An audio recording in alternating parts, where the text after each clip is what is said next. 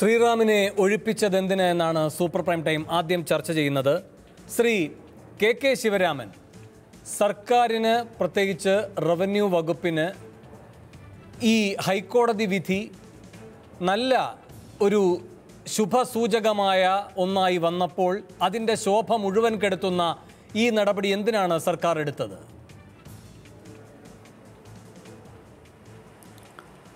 അല്ല, സ്ഥലം മാറ്റം എന്നത് ഭരണപരമായ ഒരു നടപടി തന്നെയാണ്.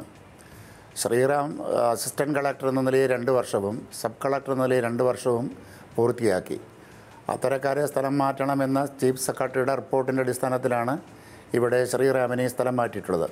പക്ഷേ ആ സ്ഥലം മാറ്റത്തിന് തിരഞ്ഞെടുത്ത സന്ദർഭം ഒട്ടും ശരിയായില്ല. ഇന്നലെയാണ് ഹൈക്കോടതി വിധി ഉണ്ടായത്. ഒരു കയ്യേറ്റക്കാരൻ സ്വന്തമാക്കി വെച്ച 22 സെൻറ്റ് ഭൂമി, ആ ഭൂമിയുമായി ബന്ധപ്പെട്ട രേഖകളെല്ലാം പരിശോധിച്ച് അത് സർക്കാർ ഭൂമിയാണെന്ന് ബോധ്യമായപ്പോഴാണ് അദ്ദേഹം ഒഴിപ്പിക്കാനുള്ള നടപടികൾ ആരംഭിച്ചത്. ആ നടപടികളെ തുരങ്കം വയ്ക്കാനുള്ള കുറേയേറെ ശ്രമങ്ങൾ നടന്നു. ഹൈക്കോടതിയിൽ പോയതും കയ്യേറ്റക്കാരനായ ജോർജ് തന്നെയാണ്. അദ്ദേഹത്തിന് പറയാനുള്ളതെല്ലാം കേട്ടതിന് ശേഷം ഹൈക്കോടതി തന്നെ ഈ ഭൂമി സർക്കാരിൻ്റേതാണെന്ന് വിധിക്കുകയും അത് ഏറ്റെടുക്കുന്നതിന് നിയമപരമായ തടസ്സമില്ല എന്ന് വ്യക്തമാക്കുകയും ചെയ്തു. അതിന്നലെയാണ്. ആ വിധി നടപ്പാക്കാനുള്ള അവസരം പോലും കൊടുക്കാതെ ശ്രീറാമനെ സ്ഥലം മാറ്റിയത് ഒട്ടും ശരിയായ നടപടിയല്ല. അത് തെറ്റായ ഒരു സന്ദേശം ജനങ്ങളിലേക്ക് എത്തിക്കും എന്നാണ് ഞാൻ കരുതുന്നത്. പക്ഷേ റവന്യൂ മന്ത്രി കൂടി പങ്കെടുത്ത CPI മന്ത്രിമാർ സന്നിഹിതരായിരുന്ന മന്ത്രിസഭാ യോഗത്തിൻ്റെ തീരുമാനമാണ്.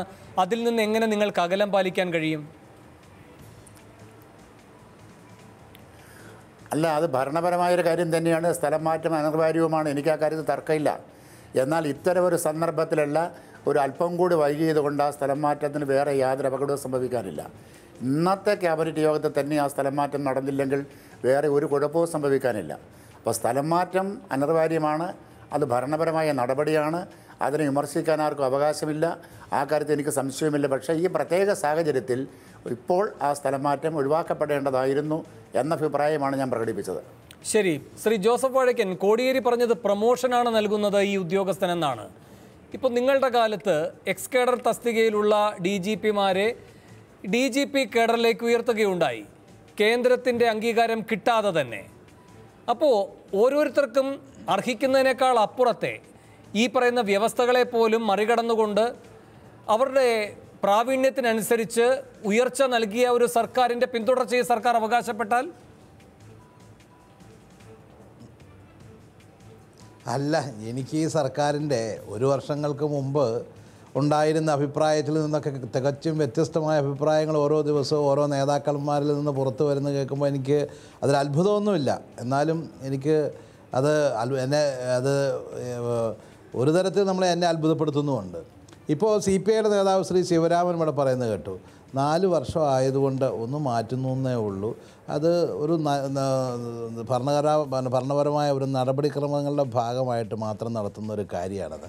ഈ ശിവരാമനും ഈ പറയുന്ന മന്ത്രിമാർക്കും ഒന്നും അറിയില്ലായിരുന്നോ 4 വർഷമായി ശ്രീരാം വെങ്കട്ടരാമൻ അവിടെ എത്തിയിട്ട് എന്നുള്ളത്? അറിയാവുന്ന കാര്യമാണല്ലോ. പിന്നെ ഇന്നലെ വരെ എന്തായി പറഞ്ഞുകൊണ്ടിരുന്നത്?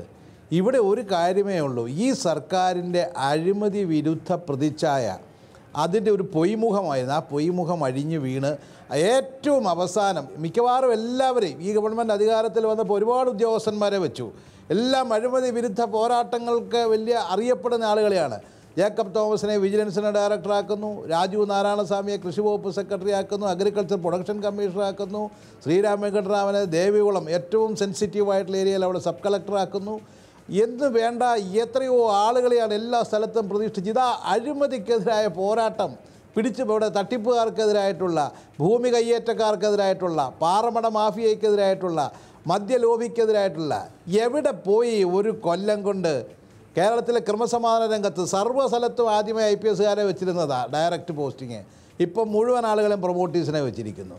അപ്പോൾ ഇത് ഏതായാലും ഇപ്പം എനിക്ക് തോന്നുന്നത് പിണറായി വിജയൻ്റെ ഒരു നയം എന്താണെന്ന് ചോദിച്ചാൽ, എന്തായാലും അരയോളം മുങ്ങി, എന്നാൽ പിന്നെ മൂക്കോളം മുങ്ങിക്കളയാം എന്നുള്ള ഒരു നിലപാടിലേക്ക് പോയിരിക്കുകയാണ്.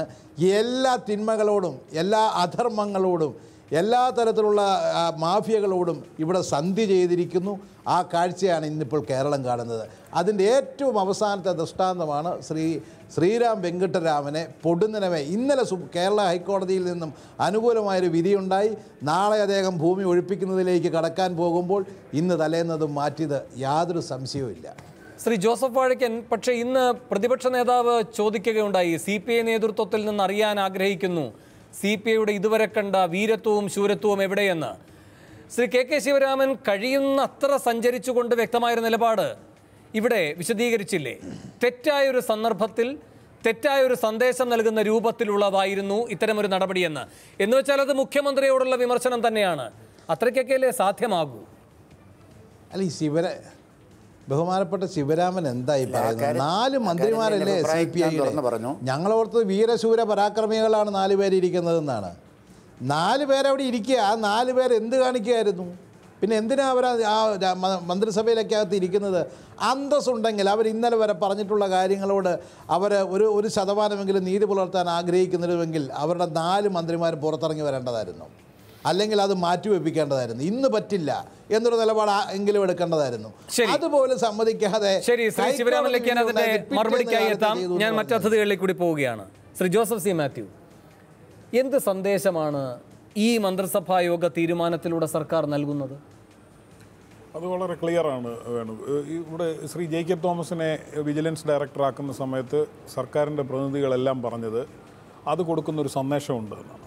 അപ്പോൾ അദ്ദേഹം പ്രവർത്തിച്ചാലും പ്രവർത്തിച്ചില്ലെങ്കിലും പ്രവർത്തിച്ച് തുടങ്ങുന്നതിന് മുൻപ് തന്നെ അത് നൽകുന്നൊരു സന്ദേശമുണ്ട്. അത് അഴിമതിക്കെതിരായി സർക്കാർ ഒരു വലിയ ചുവടുവെപ്പ് നടത്താൻ പോകുന്നു എന്നുള്ള സന്ദേശമാണെന്ന്. അതേ മാനദണ്ഡം വെച്ച് ഇത് പരിശോധിച്ച് നോക്കും. ഈ സബ് കളക്ടർ എടുത്ത നടപടി ശരിയാണ് എന്ന് ഹൈക്കോടതി തീരുമാനമെടുത്ത ദിവസം, അത് നടപ്പിലാക്കേണ്ട ദിവസം അദ്ദേഹത്തെ അതിൽ നിന്ന് മാറ്റുകയാണ്. അതിന് പറയുന്ന കാരണങ്ങൾ കുറേ ജനറിക്കായിട്ടുള്ള കാര്യങ്ങളാണ്. അങ്ങനെ ജനറിക്കായി സമീപിക്കേണ്ട ഒരു സ്ഥലമല്ല മൂന്നാർ എന്നുള്ളത് ഇടതുമുന്നണിയുടെ നയമാണ്. അതുകൊണ്ടാണ് കഴിഞ്ഞ ഇടതുമുന്നണി സർക്കാരിൻ്റെ കാലത്ത് തന്നെ മൂന്നാറിന് വേണ്ടി ഒരു സ്പെഷ്യൽ ടീമിനെ വെക്കുകയും മൂന്നാറിനും ചുറ്റുമുള്ള കയ്യേറ്റങ്ങൾ ഒഴിപ്പിക്കാനായി തീരുമാനിക്കുകയും ചെയ്തത്. അതുകൊണ്ട് അവിടെ ഒരു സ്പെഷ്യൽ ഒരു കൺസിഡറേഷൻ കൊടുക്കുന്നതിൽ യാതൊരു തെറ്റും ആർക്കും പറയാൻ കഴിയില്ല. ഇതിനു മുമ്പ് MGPക്കുള്ള ഉദ്യോഗസ്ഥനെ തുടരാൻ അനുവദിച്ചിട്ടുണ്ട് സർക്കാരുകൾ മാറിയപ്പോഴും. നമ്മൾ മെട്രോയുടെ ഉദ്യോഗസ്ഥന്മാരെ തുടരാൻ അനുവദിച്ചിട്ടുണ്ട്. നമ്മുടെ റവന്യൂ സെക്രട്ടറിയും വ്യവസായ സെക്രട്ടറിയും ഒക്കെ മാറി മാറി വന്ന ഗവൺമെൻറ്റുകളുടെ മുന്നിൽ എത്രയോ വർഷങ്ങൾ അതേ പോസ്റ്റിൽ തുടർന്നിട്ടുണ്ട്.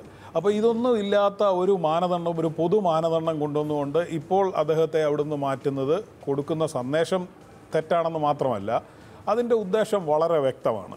അത് നമ്മൾ ഈ കഴിഞ്ഞ ദിവസം ചർച്ച ചെയ്ത ആ വിഷയം സ്പെസിഫിക് ആയിട്ടുള്ള ക്രോണോളജി മാത്രം പരിശോധിച്ചാൽ മതി. ആ മുഖ്യമന്ത്രി വിളിച്ച മീറ്റിങ്ങിൽ മൂന്നാറിലെ പ്രാദേശിക നേതാക്കളെ പോലും വിളിച്ചില്ല.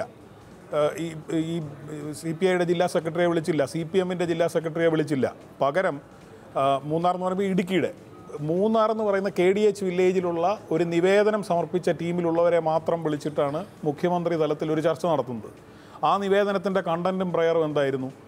ഈ 23 സെൻറ്റ് കൈവശം വെച്ചിരിക്കുന്ന ഇപ്പോൾ ഹൈക്കോടതി ഒഴിപ്പിക്കണം എന്ന്, അല്ലെങ്കിൽ അത് തടയാൻ കഴിയില്ല എന്ന് പറഞ്ഞ് സർക്കാരിന് സ്ഥലം ഏറ്റെടുക്കാം, കയ്യേറ്റക്കാരനാണ് എന്ന് വിധിച്ച ഈ വ്യക്തിയുടെ കയ്യേറ്റം ഒഴിപ്പിക്കൽ തടയണം. എന്തിനാണ്? അത് ബാക്കിയുള്ള 100 ചില്ലാനം കുത്തക പാട്ടക്കാർക്ക് ആശങ്ക പരത്തുന്നു. അത് പറയുന്നത് ആരാണ്? ഈ ജനപ്രതിനിധികളാണ്. അപ്പോൾ പതിവ് ഫോർമുല തന്നെയാണ്. ഇല്ലാത്തൊരു ആശങ്ക, നിങ്ങളെയും ഒഴിപ്പിക്കാൻ പോകുന്നുവെന്ന് പറയുക, അവരെ തെരുവിലിറക്കുക, അവരെ മുന്നിൽ നിർത്തി ഷീൽഡാക്കിക്കൊണ്ട് ഈ കയ്യേറ്റക്കാർക്ക് കവചമൊരുക്കുക. അങ്ങനെ ഒരു കയ്യേറ്റക്കാരന് വേണ്ടി ഒരു മുഖ്യമന്ത്രി തലത്തിൽ ഒരു യോഗം വിളിച്ചത് ഒരു അസാധാരണ സംഭവമാണ് കഴിഞ്ഞ ദിവസം ഉണ്ടായത്. ആ യോഗത്തിൽ CPI പങ്കെടുക്കില്ല എന്ന് പറഞ്ഞുകൊണ്ട് CPIയുടെ സംസ്ഥാന സെക്രട്ടറി സഖാവ് കാനം രാജേന്ദ്രൻ നടത്തിയ പത്രസമ്മേളനത്തിൽ ഒരു വാചകം നിങ്ങൾ ശ്രദ്ധിച്ചാൽ, സർക്കാരിൻ്റെ നയം നടപ്പിലാക്കുന്ന ഉദ്യോഗസ്ഥരെ മാറ്റാൻ അനുവദിക്കില്ല എന്നും കൂടി പറഞ്ഞിട്ടുണ്ട്. അപ്പോൾ ഇത് അണിയറയിൽ ഇതിനുള്ള നീക്കം നേരത്തെ നടന്നിരുന്നു എന്നുള്ളത് വളരെ വ്യക്തമാണ്. 2, ഒരു VS അച്യുതാനന്ദൻ സർക്കാരിൻ്റെ കാലത്ത് വെച്ച പോലെ ഒരു സ്പെഷ്യൽ ടീമിനെ കൊണ്ടുവന്നുകൊണ്ട് ഇതിൻ്റെ കൺട്രോൾ മുഖ്യമന്ത്രിയുടെ അടുത്തേക്ക് ആക്കാമോ എന്നുള്ള ഒരു ആലോചനയും അവിടെ നടന്നിരുന്നു. അതിനെയും CPI എതിർക്കുന്നു എന്നൊരു ഘട്ടം വന്നപ്പോഴാണ് ഇതിനെക്കുറിച്ചൊന്നും മൂന്നാറിനെ ഒന്നും പരാമർശിക്കാതെ ഒരു പൊതു മാനദണ്ഡം എന്നുള്ള നിലയിൽ ഈ ശ്രീറാം വെങ്കിട്ടരാമനെ മാറ്റാനായിട്ട് വന്നത്. ഇത് കൊടുക്കുന്ന സന്ദേശം മാത്രമല്ല, ഇത് കാണിക്കുന്നത്, വളരെ കൃത്യമായി കാണിക്കുന്നത് അവിടുത്തെ കയ്യേറ്റ ഒഴിപ്പിക്കലുമായി മുന്നോട്ട് പോകാൻ സർക്കാർ ആഗ്രഹിക്കുന്നില്ല എന്ന് തന്നെയാണ്. രാഷ്ട്രീയ ഇച്ഛാശക്തിയോടുകൂടിയാണ് ഇത് ചെയ്യേണ്ടത്. ഒരു ഉദ്യോഗസ്ഥനല്ല, ഒരു സബ് കളക്ടറുടെ ലെവലിൽ നോക്കിയാൽ തീർക്കാവുന്ന പ്രശ്നമല്ല അവിടെ ഉള്ളതെന്ന് എനിക്ക് നന്നായി അറിയാം. പക്ഷേ അങ്ങനെ ഒരു സപ്പോർട്ട് കൊടുക്കുന്നില്ല എന്ന് മാത്രമല്ല, തൻ്റെ ലിമിറ്റഡ് പദവിയിൽ ഇരുന്നു കൊണ്ട് എൻ്റെ കർത്തവ്യം ഞാൻ ചെയ്യും എന്ന് വിചാരിക്കുന്ന ഒരു ഉദ്യോഗസ്ഥനെ അവിടെ ഇരുത്താൻ പോലും അനുവദിക്കില്ല എന്നാണെങ്കിൽ അതിൻ്റെ അർത്ഥം അങ്ങനെ ആരും കയ്യേറ്റം എന്ന് പറഞ്ഞ് പോകേണ്ടതില്ല എന്ന് തന്നെയാണ് ഈ പറയുന്നതിൻ്റെ കാരണം. ശരി, ഇപ്പോൾ CPM ഇടുക്കി ജില്ലാ നേതാവ് KK വിജയൻ ടെലിഫോൺ ലൈനിൽ. ശ്രീ KK വിജയൻ, താങ്കൾക്ക് കേൾക്കാമോ? പറഞ്ഞോളൂ. പ്രതിപക്ഷ നേതാവ് ഇന്ന് പറയുകയായിരുന്നു, ഈ ശ്രീറാം വെങ്കിട്ടരാമനെ മാറ്റുക വഴി ഈ സർക്കാർ എന്താണ് പറഞ്ഞിരിക്കുന്നത് ഉദ്യോഗസ്ഥരോട്? കോടതി വിധിയുടെ അനുകൂല കോടതി വിധിയുടെ പശ്ചാത്തലത്തിലാണ് പ്രതിപക്ഷ നേതാവ് പറയുന്നത്, നിയമപരമായി ഉദ്യോഗസ്ഥർക്ക് പ്രവർത്തിക്കാനാവില്ല എന്ന സന്ദേശം ഈ സർക്കാർ നൽകുന്നു. ഇത്തരമൊരു തീരുമാനത്തിലൂടെ ആരുടെ താല്പര്യമാണ് സർക്കാർ സംരക്ഷിക്കുന്നത് എന്ന് വ്യക്തമായിരിക്കുന്നു. ഇത് കയ്യേറ്റക്കാരുടെ താല്പര്യമാണ് സംരക്ഷിക്കുന്നത് എന്ന്. ശ്രീ വിജയൻ, അനുകൂലമായി സർക്കാരിന് ഒരു വിധി കിട്ടിയതിന് ശേഷവും സർക്കാരിനെ പ്രതിരോധത്തിലാക്കാനുള്ള അവസരം പ്രതിപക്ഷ നേതാവിന്റെ കയ്യിലും വായിലും എന്തിന് വെച്ചുകൊടുക്കുന്നു? ഇവിടെ മൂന്നാർ പ്രദേശത്ത് ബഹുമാനപ്പെട്ട മുഖ്യമന്ത്രിക്ക് ഒരു പരാതി കൊടുത്തതിന്റെ അടിസ്ഥാനത്തിൽ ചർച്ചയ്ക്ക് വിളിച്ചു. മൂന്നാറിലുള്ള എല്ലാ രാഷ്ട്രീയ പ്രതിനിധികളും ജനപ്രതിനിധികളും പങ്കെടുത്തു. ജനപക്ഷത്തുള്ള ഒരു ഗവൺമെന്റ് എന്നുള്ള അടിസ്ഥാനത്തിൽ ഇവിടുത്തെ പ്രശ്നങ്ങൾ പരിഹരിക്കാമെന്ന് പറഞ്ഞു. അതിന് കേരളത്തിലെ പ്രതിപക്ഷ നേതാവ് എന്ന് പറഞ്ഞാലും കേരളത്തിലെ കോൺഗ്രസിന്റെ വൈസ് പ്രസിഡന്റ് KK മണി ഉൾപ്പെടെയുള്ള ആളുകൾ ഞങ്ങളുടെ കൂടെ ഉണ്ടായിരുന്നു. ഈ മൂന്നാറിലെ പ്രശ്നം പരിഹരിക്കണമെന്ന് മുഖ്യമന്ത്രിക്ക് കൊടുത്ത നിവേദനത്തിൽ ഒപ്പിട്ട ഒരാളും ഞങ്ങളുടെ കൂടെ മുഖ്യമന്ത്രിയെ കാണാൻ വന്ന ആളുമാണ് AK മണി. അതുകൂടാതെ ബഹുമാനപ്പെട്ട CPIയുടെ നേതാവ് CA കുര്യനും ഞങ്ങളുടെ കൂടെ ഉണ്ടായിരുന്നു. CA കുര്യനും CPIയുടെ നേതാക്കന്മാരും ഒപ്പിട്ട് മെമ്മോറാണ്ടം തന്നതിന്റെ അടിസ്ഥാനത്തിലാണ് മുഖ്യമന്ത്രി ചർച്ചയ്ക്ക് വിളിച്ചത്. അത് ഹലോ പറഞ്ഞോളൂ, കേൾക്കാം. ചർച്ചയ്ക്ക് വിളിച്ചത്. ആ ചർച്ച ഞങ്ങൾ പോയി നടത്തി. മുഖ്യമന്ത്രി മൂന്നാർ പ്രദേശത്തുള്ള ആളുകൾക്ക് അനുകൂലമായ തീരുമാനം എടുക്കാമെന്നും മൂന്നാർ പ്രദേശത്തുള്ള ഭൂമി പ്രശ്നങ്ങൾ പരിഹരിക്കാമെന്നും ഞങ്ങൾക്ക് ഉറപ്പു തന്നെ. അതുമാതിരി മൂന്നാർ പ്രദേശത്തുള്ള ടൗൺ പ്രദേശങ്ങൾ ടാറ്റയുടെ കയ്യിലാണ് ഇപ്പോൾ ഇരിക്കുന്നത്. അത് മൂന്നാർ വികസനവുമായി ബന്ധപ്പെട്ട് ഒരു ടൗൺഷിപ്പ് തന്നെ ഗവൺമെന്റ് ഏറ്റെടുത്ത് ഇവിടെ താമസിക്കുന്ന ആളുകൾക്ക് പട്ടയം കൊടുക്കാമെന്നും വ്യാപാര സ്ഥാപനങ്ങൾക്ക് പട്ടയം കൊടുക്കാമെന്നും മുഖ്യമന്ത്രി ഉറപ്പ് നൽകിയിട്ടുണ്ട്. അതിന്റെ അടിസ്ഥാനത്തിൽ ഞങ്ങൾ തിരിച്ചു പോകുന്നു. ഒരു ഉദ്യോഗസ്ഥർ മാറ്റിയതൊന്നും ഇതിനകത്ത് വിഷയങ്ങളുള്ളതല്ല. സബ് കളക്ടറെയൊക്കെ കേരളത്തിൽ പല പ്രാവശ്യം മാറ്റിയിട്ടുണ്ട്, കളക്ടർമാരെ മാറ്റിയിട്ടുണ്ട്. ഇതൊന്നും വലിയ വിവാദമാക്കേണ്ട ഒരു പ്രശ്നമേ അല്ല ഞങ്ങളുടെ മുമ്പിൽ. ശരി, അങ്ങനെയെങ്കിൽ ശ്രീ വിജയൻ, ഇത് വിവാദമാക്കാതെ ഇരുന്നു കൊണ്ട് ഈ എന്താണോ കോടതി വിധി അത് നടപ്പാക്കാനുള്ള നടപടികളിലേക്ക് ഈ സർക്കാർ പോകുമോ? എന്ന് വെച്ചാൽ ഈ VV ജോർജിനെ ഒഴിപ്പിച്ച് ആ സ്ഥലത്ത് ഈ വില്ലേജ് ഓഫീസിന്റെ നിർമ്മാണം നടക്കുമോ? VV ജോർജിന്റെ ഭൂമി പ്രശ്നമൊന്നും ഞങ്ങളുടെ മുമ്പിൽ വന്ന വിഷയമല്ല. ഞങ്ങൾ മുഖ്യമന്ത്രിയായിട്ട് സംസാരിച്ചിട്ട് പോലുമില്ല. ഇതിനെപ്പറ്റി നിങ്ങളുടെ നിവേദനത്തിൽ ആ കാര്യമുണ്ടോ? നിവേദനത്തിൽ ഞങ്ങളുടെ ആ കാര്യം പറഞ്ഞിട്ടേ ഇല്ല. പക്ഷെ മുഖ്യമന്ത്രി തുടക്കത്തിൽ മാധ്യമങ്ങളെ അങ്ങോട്ടേക്ക് കയറാൻ അനുവദിക്കുകയും കാര്യങ്ങൾ പറയുകയും ചെയ്തു. അതിനുശേഷം ഒരു വാർത്താക്കുറിപ്പും മാധ്യമങ്ങൾക്ക് നൽകി. അതിൽ ഈ VV ജോർജിന്റെ കാര്യം പറയുന്നുണ്ട്. ആരും ഉന്നയിക്കാത്തൊരു കാര്യം എങ്ങനെ മുഖ്യമന്ത്രിയുടെ വാർത്താക്കുറിപ്പിൽ ഇടം നേടി? അത് മൂന്നാറിലുള്ള ജോർജ് ചിലപ്പോൾ പരാതി കൊടുത്തിട്ടുണ്ടാവാം. അതിന്റെ അടിസ്ഥാനത്തിൽ മുഖ്യമന്ത്രി പറഞ്ഞതാവാം. VV ജോർജിന്റെ അല്ലല്ല, അതൊരു ഒറ്റപ്പെട്ട പരാതിയല്ല ശ്രീ KK വിജയൻ. കാരണം അതിനെപ്പറ്റി സൂചിപ്പിച്ചുകൊണ്ട് മുഖ്യമന്ത്രി പറയുന്നത് 113 പേർക്ക് ഈ രൂപത്തിൽ ഈ കുത്തകപ്പാട്ടവുമായി ബന്ധപ്പെട്ട ആശങ്കകളുണ്ട്, അവരെ ഒഴിപ്പിക്കും എന്ന ആശങ്കയ്ക്ക് കാരണമായിരിക്കുന്നത് ഈ ജോർജിന്റെ സ്ഥലവുമായി ബന്ധപ്പെട്ട നടപടിയാണ്. ആ രൂപത്തിലാണ് അത് അവതരിപ്പിച്ചിരിക്കുന്നത്. അപ്പോൾ നിങ്ങളും അദ്ദേഹവും ഭിന്നമായ ഒരു ഉത്കണ്ഠയല്ല പങ്കുവച്ചിരിക്കുന്നത്. മുഖ്യമന്ത്രി പറഞ്ഞിരിക്കുന്നത് ജോർജിന്റെ കോടതിയിലാണ് കേസ്, കോടതി തീരുമാനിക്കട്ടെ എന്നാണ് പറഞ്ഞിരിക്കുന്നത്. മറ്റുള്ള ഇടുക്കി ജില്ലയിലുള്ള കുത്തകപ്പാട്ടം പുതുക്കി കൊടുക്കാനും തീരുമാനമെടുത്തിട്ടുണ്ട്. അല്ലല്ല, ഈ കോടതിയിലാണ് ഈ കാര്യം ഇരിക്കുന്നത് എന്ന് പറഞ്ഞാൽ നമുക്ക് അതിലേക്ക് ആദ്യം വരാം. ശരി, കോടതി ഇപ്പോൾ അനുകൂലമായി വിധിച്ചല്ലോ, അതിന്റെ അടിസ്ഥാനത്തിൽ തുടർ നടപടികൾ അവിടെ ഉണ്ടാകുമോ? ഈ 22 സെന്റിൽ തുടർ നടപടികൾ ഉണ്ടാകുമോ? അത് ഒഴിപ്പിച്ച് അവിടെ വില്ലേജ് ഓഫീസ് ഉണ്ടാക്കുമോ? അത് ഗവൺമെന്റ് കാര്യമല്ലേ, ഗവൺമെന്റ് അല്ലേ തീരുമാനിക്കുന്നത്. നിങ്ങൾ എന്താണ് കരുതുന്നത്? അല്ലല്ല, ഗവൺമെന്റ് തീരുമാനിക്കട്ടെ. അല്ലല്ല, ഗവൺമെന്റിന്റെ തീരുമാനത്തെയൊക്കെ ഇപ്പോൾ പിന്തുണച്ചുകൊണ്ട് സംസാരിക്കുകയാണല്ലോ. കോടതി വിധിയിലൂടെയും എന്ന് വെച്ചാൽ കോടതി വെറുതെ അങ്ങ് പ്രഖ്യാപിക്കുകയല്ലല്ലോ ചെയ്തത്. ഈ സർക്കാരിന്റെ തന്നെ വാദഗതികളെ അംഗീകരിച്ചുകൊണ്ട് കോടതി അത് മുന്നോട്ട് കൊണ്ടുപോകാനാണ് പറയുന്നത്. അങ്ങനെ മുന്നോട്ട് കൊണ്ടുപോയാൽ അതിനോടൊരു എതിർ നിലപാട് നിങ്ങൾക്കുണ്ടോ? കോടതി വിധി അംഗീകരിക്കാതിരിക്കാൻ പറ്റില്ലല്ലോ. കോടതി വിധി എങ്ങനെയായാലും അംഗീകരിക്കണം. കോടതി വിധി നടപ്പിലാക്കേണ്ടതാണല്ലോ ഗവൺമെന്റിന്റെ കടമ. അത് ഗവൺമെന്റ് അത് എന്താന്ന് വെച്ചാൽ അത് ഗവൺമെന്റ് പരിഹരിക്കും. എന്ന് വെച്ചാൽ ഇപ്പോൾ നിങ്ങൾക്ക് ഈ കോടതി വിധിയുടെ അടിസ്ഥാനത്തിൽ നിങ്ങളുടെ തന്നെ ആ 22 സെന്റുമായി ബന്ധപ്പെട്ട മനസ്സിലാക്കൽ എന്നത് അത് സർക്കാർ ഭൂമിയാണ്. അവിടെ